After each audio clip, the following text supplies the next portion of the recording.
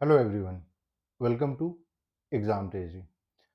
आज की इस वीडियो में हम लोग बात करने वाले हैं एमए जेएनयू ज्योग्राफी का लास्ट ईयर 2022 का कट ऑफ।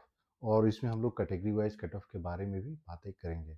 तो जितने भी ऐसे स्टूडेंट हैं जो एमए ज्योग्राफी के लिए स्पेशली जेएनयू को टारगेट कर रहे हैं, तो आप इस वीडियो को पूरा देखिए।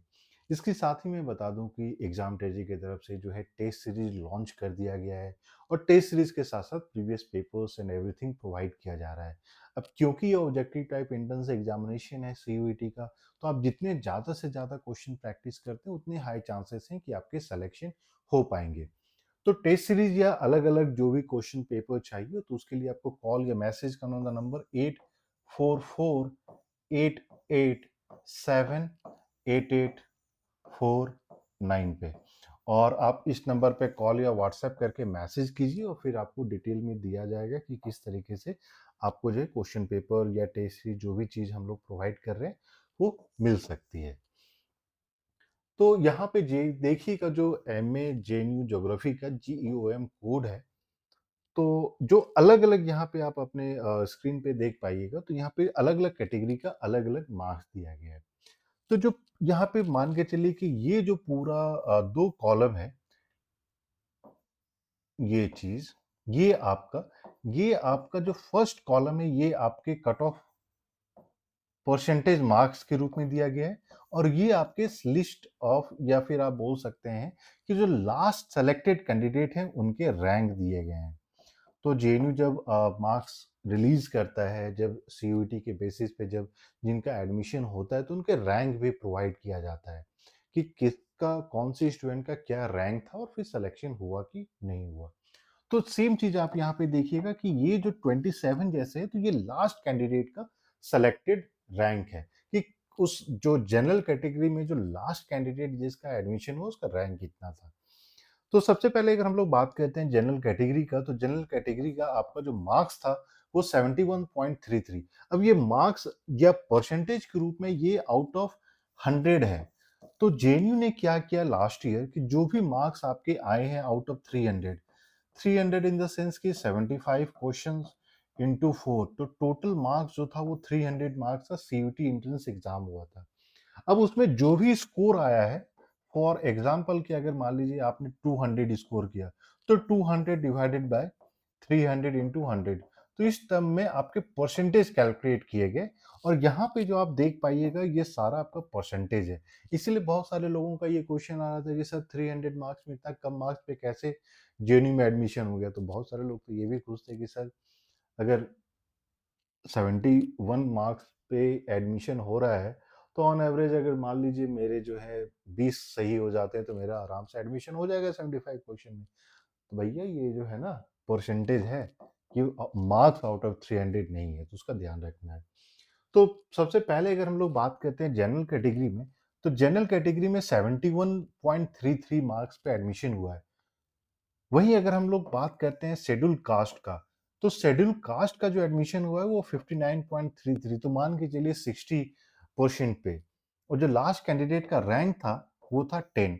अब एक चीज यहाँ पे आप ये भी देखिएगा, जो रैंक है वो आपके सीट से ज्यादा होती है। तो इस यहाँ पे बहुत सारे लोगों को ये लगता है कि इतने कैंडिडेट्स का एडमिशन हुआ है, ऐसा नहीं होता है।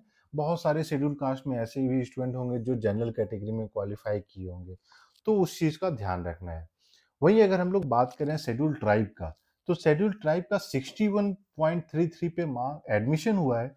और जो लास्ट सेलेक्टेड कैंडिडेट का जो रैंक था उस कैटेगरी में, ये ऑल इंडिया रैंक जो है सारे कैटेगरी मिला के नहीं है, उस कैटेगरी का रैंक है, तो वो था 5। अगर हम लोग पीडब्ल्यूडी के कैटेगरी का अगर बात करें, तो इसका जो सेलेक्टेड कैंडिडेट का जो लास्ट सेलेक्टेड कैंडिडेट का जो मार्क्स था वो था 30%, यानी 30.33%। वहीं अगर हम लोग ओबीसी की बात करते हैं, तो ओबीसी का था 64.66%। जो लास्ट कैंडिडेट जिनका एडमिशन हुआ था उसका जो रैंक था वो था 26।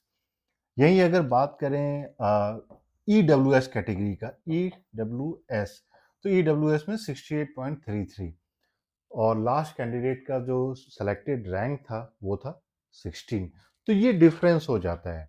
बाकी एक सेपरेट वीडियो में हम लोग, अब बहुत सारे लोगों को ये भी कन्फ्यूजन होती है कि सर ये ना परसेंटेज समझ में नहीं आ रहा है, कितने मार्क्स लाने पड़ेंगे ये बताइए, या कितने क्वेश्चन सॉल्व करने पड़ेंगे सही सही, सो दैट मेरा एडमिशन हो पाए। तो उसको भी एक हम लोग सेपरेट वीडियो में उसके बारे में भी बातें करेंगे।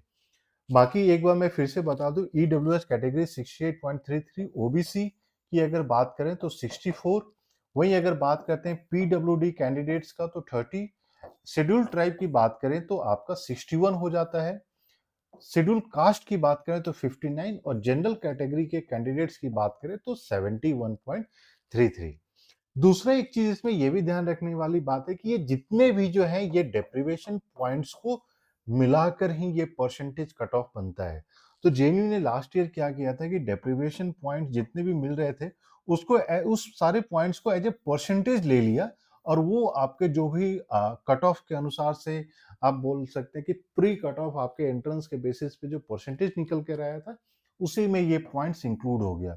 फॉर एग्जाम्पल किसी ने बच्चे ने अगर 70 स्कोर किया, फॉर एग्जाम्पल 210 अगर किसी ने स्कोर किया, तो 210 आउट ऑफ 300 आपका हो जाता है 70%। अब किसी स्टूडेंट को अगर मान लीजिए 6 डेप्रिवेशन पॉइंट मिले हैं, तो वो इसमें 6 ऐड हो गया, और टोटल उसका जो परसेंटेज हो गया वो 76% हो गया, और ये जो मेरिट बनी है इसी 76% पे ही बनी है। तो इस चीज को ध्यान रखना बहुत जरूरी है। बहुत सारे लोगों को हम लोग बताते भी हैं कि डेप्रिवेशन पॉइंट क्यों इंपॉर्टेंट हो जाता है, क्योंकि एक चीज तो आप ध्यान रखिए कि अगर आप 100 अगर स्ट्रेंथ है, तो उसमें 70 स्टूडेंट तो ऐसे ही होंगे, 70 to 75, जिनको डेप्रिवेशन पॉइंट मिलता ही मिलता है। और बहुत बार ये हम लोगों ने देखा है कि डेप्रिवेशन पॉइंट के कारण ही जो है आपका कट ऑफ थोड़ा सा इन्फ्लेट हो जाता है। तो मान के चलिए कि 5 परसेंटेज पॉइंट्स तो इन्फ्लेट होता ही होता है। अब इस बार की अगर हम लोग बात करें तो जैसे 71 हुआ है, फिर भी जनरल कैटेगरी में अगर कोई स्टूडेंट पढ़ाई कर रहा है, तो हम लोग मान के चलेंगे कम से कम 75% एक्सक्लूडिंग डेप्रिवेशन पॉइंट तो स्कोर करना ही करना चाहिए। बाकी एक बार जब पेपर हो जाएगा उसके बाद फिर हम लोग सेपरेट कट ऑफ तो निकालते ही हैं कि एक्सपेक्टेड कट ऑफ कितना जाएगा, लेकिन फिर भी मान के चले कि जितना ज़्यादा से ज़्यादा आप स्कोर करते हैं उतना ही चांसेस हैं कि आपका सिलेक्शन भी होगा। दूसरा, जेएनयू के ज्योग्राफी में सेकंड कट ऑफ लिस्ट आते ही नहीं है, इसीलिए क्योंकि जो भी बच्चा एडमिशन लेता है वो फिर अपना एडमिशन कैंसिल नहीं कराता है। इसका मतलब ये हो गया कि एडमिशन अगर मिलेगा तो पहले ही कट ऑफ लिस्ट में मिलेगा, नहीं तो नहीं मिल पाएगा। दूसरा, आपके रैंक के बेसिस पे आपको हॉस्टल मिलेगा, तो उस चीज़ का भी आपको ध्यान रखना है कि जितना ज़्यादा अच्छे से अच्छा, जितना हायर रैंक होंगे उतने आपके हॉस्टल, उतने जल्दी हॉस्टल मिलने के चांसेस हैं, तो उसको भी ध्यान में रखना है। इसीलिए एग्जाम टेजी की तरफ से इतनी सारे test series, question bank, mock paper सारा कुछ प्रोवाइड किया जा रहा है। तो फटाफट आपको कॉल या मैसेज करना है, एक बार मैं फिर से लिख दूं, 8448878849 पे। आप इस नंबर पे कॉल या मैसेज कीजिए and will be sharing all the details कि आपको टेस्ट सीरीज, यूजीसी ने पेपर्स, प्रीवियस पेपर्स कैसे मिल सकते हैं। और जितना ज़्यादा से ज़्यादा क्वेश्चन सॉल्व कीजिएगा उतने सारे आपके जो क्लैरिफिकेशंस होते चले जाएंगे, डाउट क्लियर होते जाएंगे। बहुत सारे ऐसे क्वेश्चंस हैं जो हूबहू बहू आपके एंट्रेंस एग्जाम में भी पूछ लिए जाते हैं। तो वीडियो पसंद आए तो प्लीज़ लाइक कर लें, और चैनल को अभी तक आपने सब्सक्राइब नहीं किया तो प्लीज़ चैनल को भी सब्सक्राइब कर लें, और नोटिफिकेशन बेल भी दबा लें, सो दैट जो भी इंपॉर्टेंट अपडेट होता है वो सारा आपको मिलता रहे। इसके अलावा आपके पास कोई क्वेश्चन है, क्वेरी है, तो आप कॉल या मैसेज करके इसी नंबर पे पूछ सकते हैं, या फिर वीडियो के कमेंट में कमेंट कीजिए, will try to answer it as soon as possible. So thank you and we wish you all the best.